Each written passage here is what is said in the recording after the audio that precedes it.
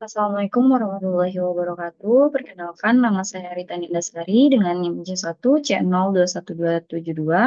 Pada kesempatan kali ini, saya akan menjelaskan materi mengenai akad-akad lainnya. Yang pertama itu akad syarf. Al-syarf secara etimologi artinya al-ziyada atau penambahan, al-adil atau seimbang, penghindaran, pemalingan penukaran atau transaksi jual beli. Sharp atau money changing itu adalah menjual nilai sesuatu dengan nilai sesuatu yang lain, meliputi emas dengan emas, perak dengan perak, dan emas dengan perak.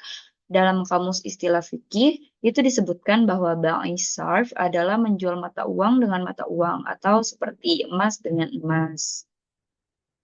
Perlakuan akuntansi Sharp sebelumnya telah diatur dalam PSAK nomor 59 tentang akuntansi perbankan syariah paragraf 145 sampai 146.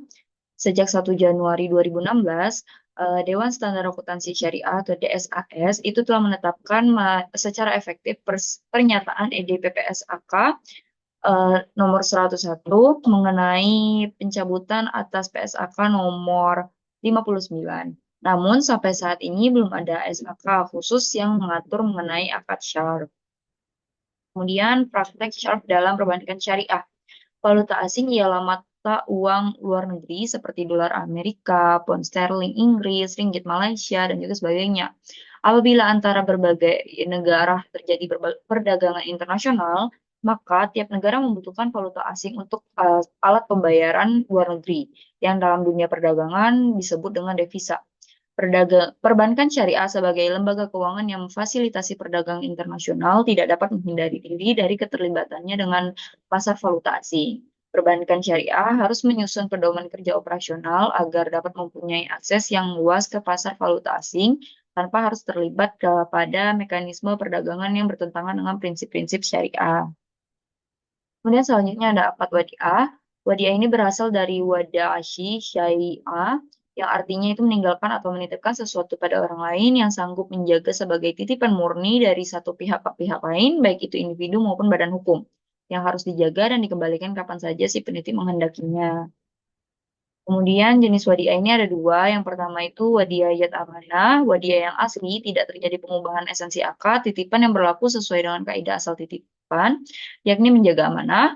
Kemudian yang kedua itu wadiah yad damana. Wadiah di mana penerima titipan dapat memanfaatkan barang titipan tersebut dengan seizin pemiliknya dan menjamin untuk mengembalikan titipan tersebut secara utuh setiap saat kala si pemilik menghendakinya. Kemudian landasan hukum wadiah. Landasan hukum dari transaksi wadiah sendiri ini berasal dari Quran surat Al-Baqarah ayat 283 yang artinya akan tetapi jika sebagian kamu mempercayai sebagian yang lain, maka hendaklah kamu dipercaya itu menunaikan amanatnya atau hutangnya dan hendaklah ia bertakwa kepada Allah Tuhannya.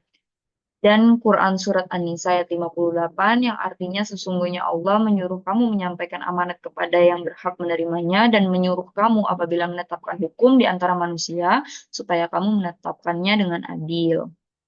Kemudian akad al-wakalah.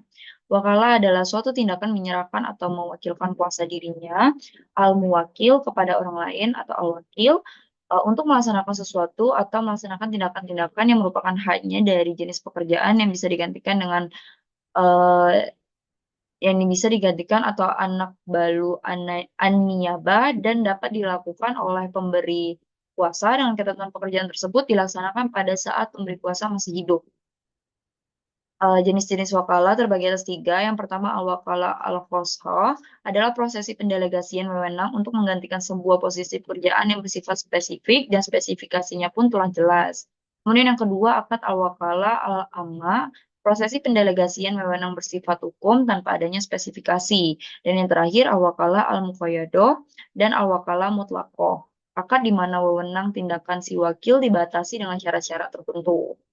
Akad al-kafalah adalah jaminan yang diberikan oleh penanggung atau kafil kepada pihak ketiga dalam rangka memenuhi kewajiban dari pihak kedua atau yang ditanggung terkait tuntutan yang berhubungan dengan jiwa, hutang, barang, atau pekerjaan apabila ya, pihak yang ditanggung cedera, janji, atau prestasi di mana pemberi jaminan bertanggung jawab atas pembayaran kembali suatu hutang menjadi hak penerima jaminan. Kemudian akad Qardul Hasan adalah pinjaman tanpa dikenai biaya, hanya wajib membayar sebesar pokok hutangnya. Pinjaman ini bertujuan untuk memberikan kepada orang yang membutuhkan atau tidak memiliki kemampuan finansial untuk tujuan sosial atau kemanusiaan. Baiklah, mungkin segitu saja materi yang dapat saya sampaikan pada kesempatan kali ini. Lebih dan kurangnya saya mohon maaf. Saya akhiri, wabillahi taufiq wal hidayah. Wassalamualaikum warahmatullahi wabarakatuh.